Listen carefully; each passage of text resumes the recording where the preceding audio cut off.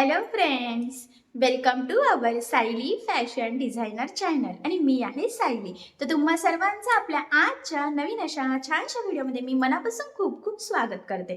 तर कसे आहात तुम्ही? नक्कीच मस्त आणि मजेत असणार आहे. आणि आपल्या आजच्या छानशा व्हिडिओला सुरुवात करूया. सो बघा, मग आज मी तुमच्यासोबत खूप सुंदर अशी latest trending blouse design share करणार आहे.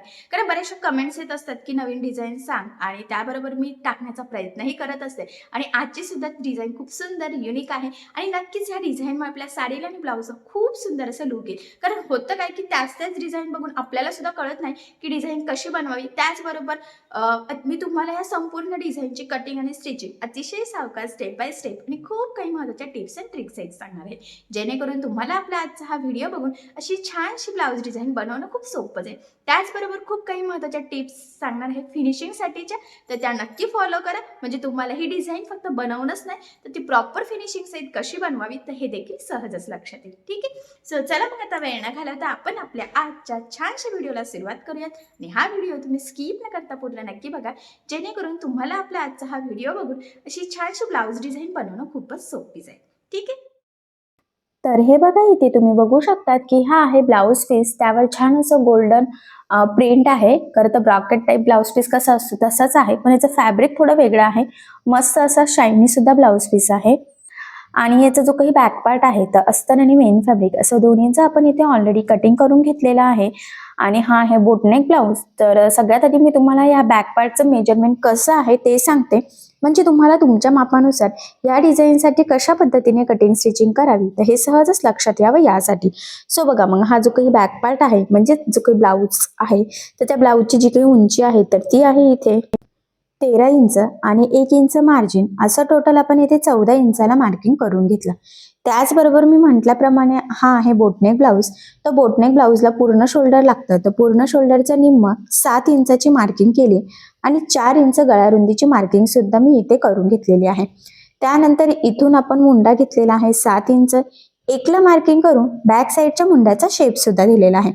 त्यानंतर इथून छातीचा 14 भाग अधिक 1.5 इंच मार्जिन अशी मार्किंग केली. जर तुम्हाला 2 इंच मार्जिन घ्यायचं असेल तर तुम्ही घेऊ शकतात. सो बघा, मग अशा पद्धतीने मापे टाकून हा बॅक पार्ट आपण इथे ऑलरेडी कटिंग करून घेतलेला आहे. आणि सगळ्यात आधी आता याचं जे काही गळ्याची मार्किंग आहे तर ती आपण अस्तरच्या बॅक पार्टवर करणार आहोत. तर वरच्या साईडला आपल्याला 3 इंचाची एक मार्किंग करायची आहे. त्यानंतर त्याच्या खाली अजून 1 इंचाची मार्किंग करायची आहे. आणि त्यानंतर इथून आपल्याला 4 इंच गळारुंदीची मार्किंग करायची आहे दोन्ही पण ठिकाणी. आणि यानंतर इथून खाली जो काही शेप आहे तर तो किती लांबीचा घ्यायचा आहे तर त्याची सुद्धा एक मार्किंग करायची आहे. सो बघा, मग मी इथे साधारणतः 7 इंचाला मार्किंग करून घेतली. त्यानंतर पुन्हा 4 इंच गळारुंदीची सुद्धा मार्किंग करून घ्यायची आहे. आणि त्यानंतर पट्टीच्या सहाय्याने हे पॉइंट आपल्याला इथे जॉईन करून घ्यायचे आहे. ठीक आहे. सो बघा, मग ह्या पद्धतीने लाईन ड्रॉ करून आपल्याला खरं तर इथे 2 बॉक्स तयार करायचे आहे. वरच्या साईडला एक आणि खालच्या साईडला एक. तर तुमचा कुठलाही बोटनेक मधला ब्लाऊज असो, कसंही शेप असो, तर ही बेसिक स्टेप आहे. या पद्धतीने तुम्हाला सगळ्यात आधी गळ्याची मार्किंग करण्याच्या आधी असे 2 बॉक्स तयार करून घ्यावे लागेल. सो फायनली इथे दोन्ही बॉक्स आपले रेडी झालेले आहेत. आणि यानंतर इथे गोल गळ्याची मार्किंग करून घेतली. बघा, वरचा जो काही गळा आहे ना तिथे, आणि त्यानंतर जो काही मधला शेप आहे ना तर तो आपल्याला इथे ड्रॉ करायचा आहे. सो सगळ्यात आधी बघा, असा कर्व एक ड्रॉ केलेला आहे. त्यानंतर इथून थोडासा आतल्या साईडने कर्व घ्यायचा आहे आणि त्यानंतर तोच कर्व बाहेरून घ्यायचा आहे पुन्हा बघा. आणि मग आपल्याला पान गळ्याचा शेप कसा असतो त्या पद्धतीने इथे आकार ड्रॉ करून घ्यायचा आहे. ठीक आहे. सो बघा, मग फायनली अशा पद्धतीने आपली गळ्याची मार्किंग इथे झालेली आहे. आता हा जो काही गळ्याचा आकार आहे तर हा आपल्याला कॅनव्हास पेपर लावून स्टिच करायचा आहे. त्यामुळे हीच मार्किंग आधी आपल्याला कॅनव्हास पेपरवर करून घ्यावा लागणार आहे. सो लक्षात राहू द्या, ब्लाऊजला ज्यावेळेस आपण बॅकनेक डिझाईनसाठी कॅनव्हास पेपर यूज करत असतो तर तो पेपर कॅनव्हास असतो. तर तो मी ह्या पद्धतीने डबल फोल्ड करून घेतला आणि बरोबर इथे ठेवून घेतलेला आहे. आता असा ठेवल्यानंतर बघा, तुम्हाला फेंट फेंट मार्किंग दिसत असेल तर त्याच मार्किंगवर एक्झॅक्टली आपल्याला इथे मार्क करून घ्यायचं आहे. सो मी स्केच पेनच्या सहाय्याने एक्झॅक्टली इथे ही मार्किंग करून घेत आहे. आणि त्यानंतर हीच मार्किंग आता दुसऱ्या साईडला सुद्धा आपल्याला फेंट फेंट दिसत आहे तर ती सुद्धा मार्क करून घ्यायची, म्हणजे सेंटर पासून दोन्ही साईडनी आपली मार्किंग अगदी परफेक्ट येते, अजिबात तिरकी वगैरे जात नाही. ठीक आहे. आता ही मार्किंग झाल्यानंतर 1 इंच सगळ्या साईडनी मार्जिन ठेवत आपल्याला हा पेपर कॅनव्हास कट करून घ्यायचा आहे. आता हा कट झालेला आहे, यासाठी आपल्याला अस्तरही लागणार आहे. आणि आता गळ्याची कटिंग झाल्यानंतर आपण स्टिच करायला इथे सुरुवात करूयात. सो सगळ्यात आधी आपल्याला इथे काय करायचं आहे, आता आपला जो काही मेन फॅब्रिक आहे ना तो आणि अस्तर एकमेकाला जोडायचा आहे आणि त्यानंतर आपण हा जो काही आकार आहात तर तो तयार करणार आहोत. त्याआधी जो काही वरचा गळा आहे ना तर तो सुद्धा आता आपण इथे आधीच कट करून घेऊयात. खरं तर तो तुम्ही नंतर जॉईन केल्यानंतर कट केला तरी सुद्धा चालेल, पण ह्या पद्धतीने कटिंग करून नंतर स्टिच केलं की होतं काय की गळा आणि कमरेचा दोन्ही पार्ट आपल्या इथे सोबतच रेडी होतात. त्यासाठी मेन फॅब्रिकचा बॅक पार्ट सरळ ठेवायचा, त्यानंतर आपण कटिंग केलेला अस्तरचा बॅक पार्ट त्यावर ठेवून घ्यायचा आहे. सेंटरला एक पिन लावायची आहे आणि सगळ्यात आधी आता आपल्याला गळ्याच्या साईडनी साधारणतः 1/2 इंच असं एकसारखं मार्जिन ठेवत टीप मारून घ्यायची आहे. महत्वाचं म्हणजे हा जो काही ब्लाऊज पीस आहे याचा फॅब्रिक थोडा वेगळा आहे, असा सटकतो कसा तसा आहे, शायनी आहे आणि मऊसर आहे, त्यामुळे मग तो तिरका वगैरे होण्याचे जरा चान्सेस जास्त असतात.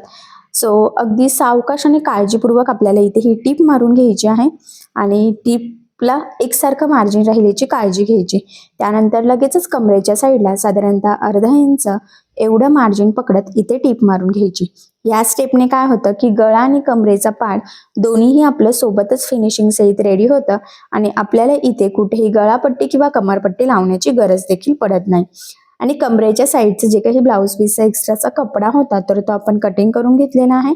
त्यानंतर गळ्याच्या मध्ये सुद्धा जो काही आपला एक्स्ट्राचा कपडा आहे तर तो सुद्धा आपल्याला इथे कट करून घ्यायचा आहे आणि यानंतर गळ्याला द्यायचे आहे छोटे छोटे कट्स, जेणेकरून ज्यावेळेस आपण हा बॅक पार्ट सरळ करू तर तो प्रॉपर परफेक्ट फिनिशिंग सहित सरळ व्हावा, त्यासाठी ही स्टेप खूप इम्पॉर्टंट आहे. आणि बघा मग फायनली हा बॅक पार्ट आपण सरळ करून घेतला आणि गळ्याच्या साईडनी कमरेच्या साईडनी अगदी प्रॉपर सेट केल्यानंतर सगळ्यात आधी आपल्याला गळ्याच्या साईडला द्यायची आहे इथे दाबटीप. सो बघा मग इथे दाबटीप देताना आपल्याला काळजी घ्यायची आहे की जो काही आपला आतला अस्तरचा कपडा आहे तर तो वरती दिसणार नाही, जेणेकरून आपली फिनिशिंग बिघडायला नको. सो फिनिशिंगसाठी ही खूपच महत्वाची टीप आहे, तर ही तुम्ही आवर्जून फॉलो करायची आहे.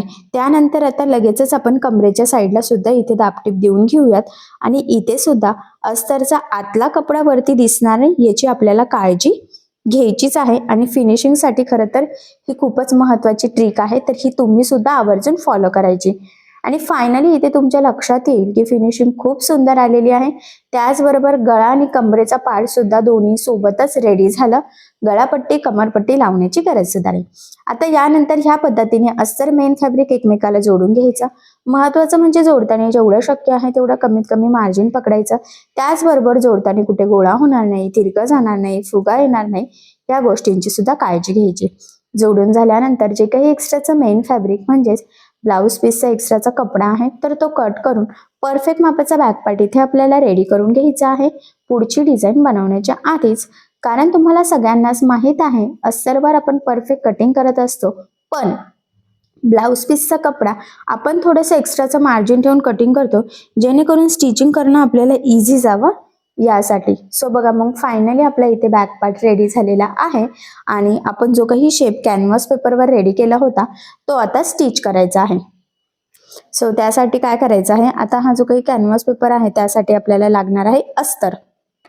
सो बघा मग मी अस्तर कट करून घेत आहे आणि थोडंसं कडेकडेने आपल्याला मार्जिन ठेवतच एक्स्ट्रा अस्तर कट करायचं आहे.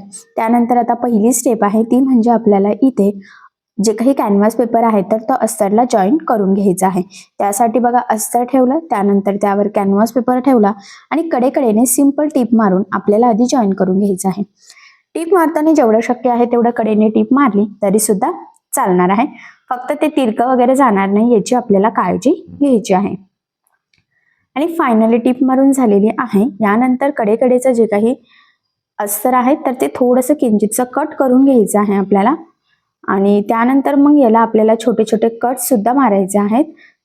हे बघा ह्या पद्धतीने फक्त जे काही अस्तर आहे ना त्यावरच.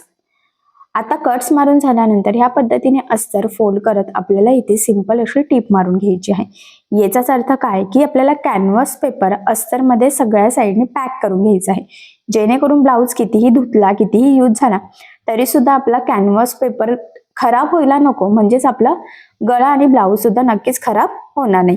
त्यासाठी ही स्टेप मोस्ट इम्पॉर्टंट आहे.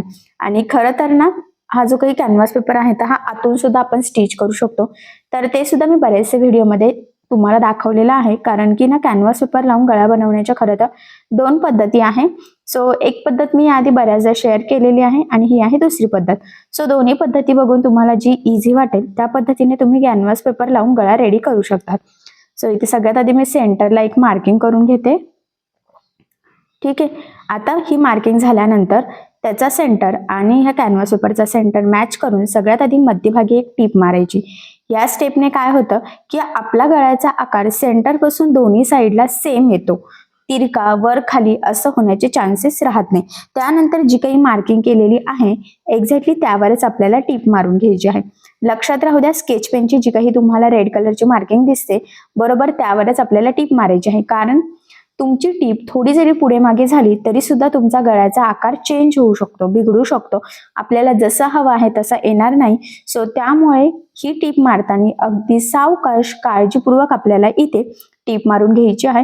कारण ह्या टीपवरच आता आपल्या गळ्याचा आकार, ब्लाऊजची फिनिशिंग, ब्लाऊजचं लूक हे संपूर्ण डिपेंड आहे. सो बघा, म्हणूनच मग मी सुद्धा तुमच्या लक्षात येईल की अगदी सावकाशपणे इथे ही टीप मारून घेत आहे. जसा शेप आहे अगदी त्यावर, सिंपल शेप असेल तर टीप मारणं इझी जातं. जरा जास्त कॉम्प्लिकेटेड शेप असला, गोलाकार, कानाकोपरे वगैरे, सो त्यावेळेस थोडासा टाइम लागू शकतो, पण तरी सुद्धा काळजीपूर्वकच आपल्याला ह्या गोष्टी हँडल करायच्या आहे. आणि बघा, फायनली टीप मारून झालेली आहे ती सुद्धा अगदी परफेक्ट. यानंतर ह्या पद्धतीने फोल्ड करून एक छोटा कट मारायचा आणि नंतर हे जे काही एक्स्ट्राचं आहे म्हणजे कॅनव्हास पेपर, कॅनव्हास पेपरचा अस्तर, ब्लाऊज म्हणजे बॅक पार्टचा मेन फॅब्रिक, अस्तर, हे संपूर्ण आपल्याला इथे सोबतच कट करून घ्यायचं आहे. आणि 1/2 इंच एवढं मार्जिन ठेवायचं आहे मात्र आपल्याला, कारण ते आपल्याला आतमध्ये फोल्ड करण्यासाठी थोडंसं मार्जिन तर लागणारच आहे. सो ह्या पद्धतीने अगदी व्यवस्थित आपल्याला इथे हे कट करून घ्यायचं आहे. सो बघा, मग फायनली मी इथे प्रॉपर असं हे सगळ्या साईडने कट करून घेतलेलं आहे. आता याची कटिंग झाल्यानंतर ह्या शेपला आपल्याला द्यायचे आहे छोटे छोटे कट्स, जेणेकरून ज्यावेळेस आपण हे कॅनव्हास पेपर आतमध्ये फोल्ड करू तर तो अगदी व्यवस्थित फोल्ड व्हावा. त्याचा जो काही आकार आहे तर तो अगदी व्यवस्थित आपल्याला जसा हवा आहे तसाच यावा. त्यासाठी ही स्टेप खूप इम्पॉर्टंट आहे. कानाकोपऱ्यावर आणि गोलाकार शेपवर सुद्धा अगदी व्यवस्थित काळजीपूर्वक कट्स मारायचे. महत्वाचं म्हणजे कट्स मारताना आपल्या ब्लाऊजला कट जाणार नाही याची सुद्धा काळजी घ्यायची आहे. कारण बऱ्याचदा गडबडीमध्ये तसं होतं की आपलं काय होतं, ब्लाऊजलाच कट जातो आणि मग अशा वेळेस आपण काहीच करू शकत नाही. आपले सगळं फिनिशिंग बिघडतं, लूक बिघडतं आणि सगळ्यात महत्त्वाचं म्हणजे ब्लाऊज बिघडतो. काय करावं हे समजत नाही. त्यामुळे मग अगदी काळजीपूर्वक ही स्टेप फॉलो करायची. त्यानंतर ह्या पद्धतीने कॅनव्हास पेपर आपल्याला आतमध्ये फोल्ड करायचा आहे. कानाकोपऱ्यावर कुठे कट बाकी असेल तर तेवढा तो व्यवस्थित मारून सेट करून घ्यायचा. आणि सगळ्यात आधी काय करायचं आहे, आता आपल्याला हे सगळं आतमध्ये फोल्ड करायचं, अगदी व्यवस्थित असं वरच्या साईडने सेट करायचं आहे. हे बघा, मी ज्या पद्धतीने करत आहे ना सेम त्याच पद्धतीने तुम्हाला सुद्धा आतमध्ये फोल्ड करायचं आहे. म्हणजे तुमचा शेप कसाही असो, आता हा थोडा वेगळाच आहे पण दुसरा कुठलाही असला तरी सुद्धा. आणि त्यानंतर बघा, मग यावर आपल्याला द्यायची आहे दाबटीप. सो बघा, मग लक्षात राहू द्या, इथे दाबटीप देताना सुद्धा आपल्याला एका गोष्टीची काळजी घ्यायची आहे, ती म्हणजे आतलं जे काही कॅनव्हास पेपर आणि त्याचा अस्तर आहे तर त्याचा थोडाही कपडा आपल्याला वरती दिसायला नको, जेणेकरून आपली फिनिशिंग बिघडणार नाही. कारण कसं आहे ना, जर का आतला कपडा वरती दिसला ना की सगळा गळ्याचा आकारही बिघडतो, फिनिशिंग सुद्धा बिघडते आणि आपल्याला जसा शेप हवा होता तसा तो रेडीच होत नाही, काहीतरी विचित्र दिसतं. सो त्यामुळे अगदी व्यवस्थित आणि काळजीपूर्वक आपल्याला खरं तर इथे दाबटीप देऊन घ्यायची आहे. कारण असंही आता संपूर्ण लूक आपल्या ह्या शेपवरच डिपेंड आहे. सो मी सुद्धा इथे अगदी व्यवस्थित, सगळ्यात महत्त्वाचं म्हणजे काळजीपूर्वक दाबटीप देऊन घेत आहे. आणि हा जो काही बॅक पार्ट आहे ना, खरं तर ना याचा जी काही डिझाईन आज आपण बनवत आहोत तर ती सुद्धा युनिक आहे. कारण बऱ्याचदा बोटनेक ब्लाऊजमध्ये तेच शेप असतात आणि आपल्याला सुद्धा कंटाळा येतो आणि वेगळे शेपची डिझाईन बनवायची असते. सो ही डिझाईन तुम्ही नक्कीच ट्राय करू शकतात. ह्या डिझाईनमुळे नक्कीच साडीला ब्लाऊजला खूप सुंदर असं लुक येईल. आणि फायनली बघा शेप किती प्रॉपर असा आपला इथे फायनली रेडी सुद्धा झालेला आहे. आणि यानंतर आता इथे आपल्याला मोती लेस लावायची आहे.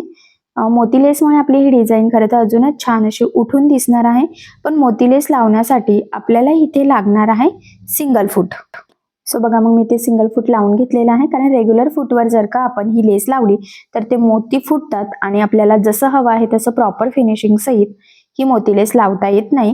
कारण की मोती लेसचा तुम्हाला जो काही सपोर्ट दिसतोय तर तो संपूर्ण आतल्या साईडने गेला पाहिजे.